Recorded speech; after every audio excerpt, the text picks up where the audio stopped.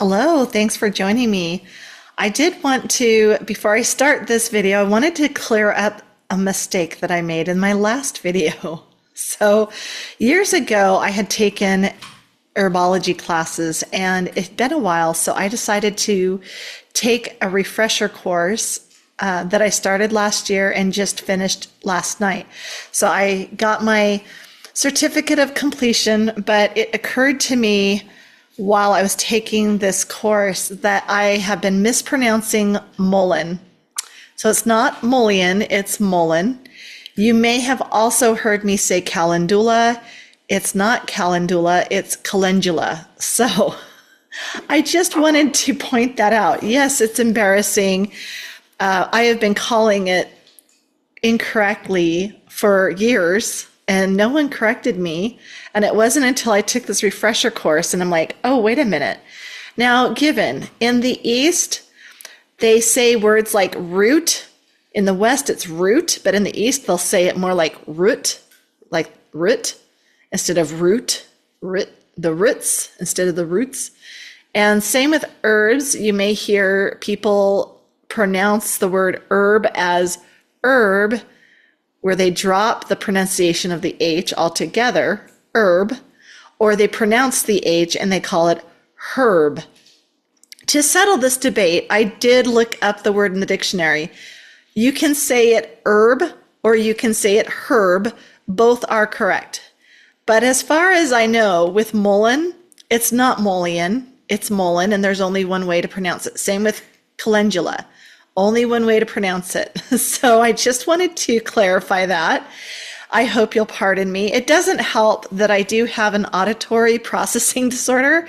Sometimes I will say a word and hear it one way and it comes out a completely different way. When I catch myself, I will correct myself. But if you catch it, please excuse it. All right.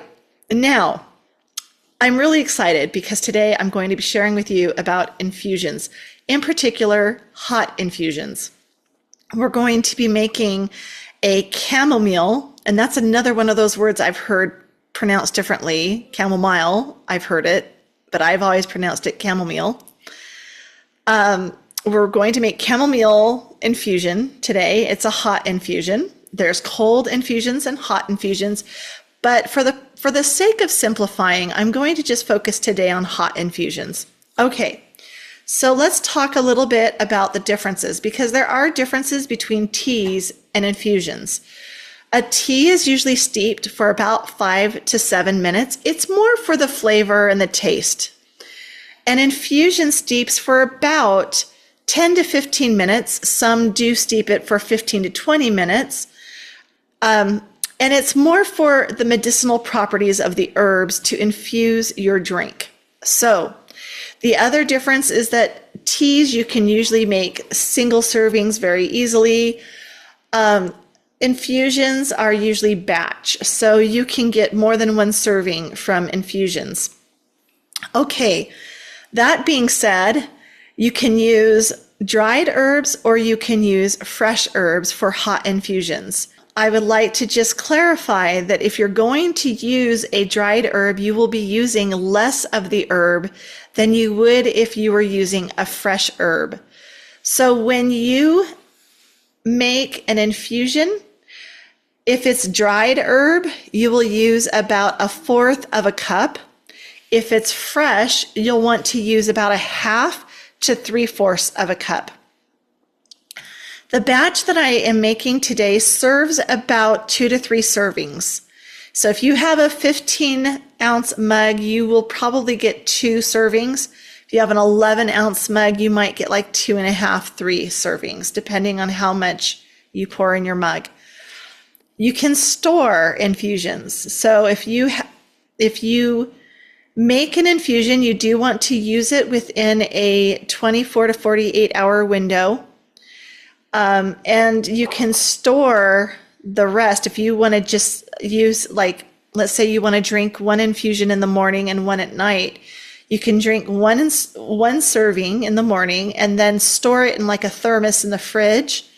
And then you can heat it up for nighttime. Now, if you're going to heat it, I don't recommend using a microwave just because it defeats the purpose. The whole point of doing a hot infusion is to get those medicinal properties infused from the herb into your drink. And sometimes when you use a microwave, it can deplete nutrients that you're warming up, whether it's a food or beverage. So I would actually warm it up stovetop. I would do that. Okay. I have tried to record this recording so many times because I'm still learning the technological part of doing these videos.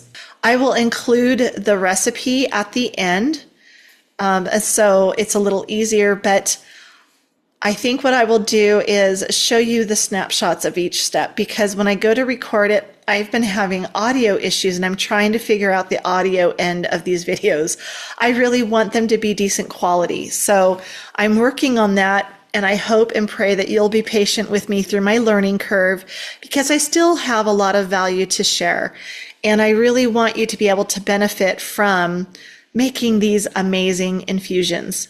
There are a few points that I would like to hit before I get into the step-by-step process. First of all, let's talk about what constitutes good herbs. So there's 3 factors that you want to consider. Your herbs, your dried herbs, you want to make sure that when you smell it, it still smells similar to the plant itself, that it doesn't smell off or rancid. When you look at it, it should still have some coloring in it that resembles the original plant. For instance, if you look at chamomile, the centers of chamomile flowers are yellow, and even when you dry it, you'll notice there's still going to be some yellow coloring. Same with calendula. It's a flower that is orange, so you're still going to see some of the orange coloring come through even after it's been dried. The other thing that you want to test is the taste. There should be a decent flavor. By decent, I mean a flavor similar to the plant itself, because not all herbs smell and taste great, but they should be similar to the plant itself. It should not smell off, should not taste off. And you definitely want to make sure that it's not moldy. So if it doesn't have a scent or an aroma and it tastes off, I wouldn't use it. I would just dispose of it. If the coloring isn't good, it might have been sitting for a while. So again, make sure that you're using a good quality herb.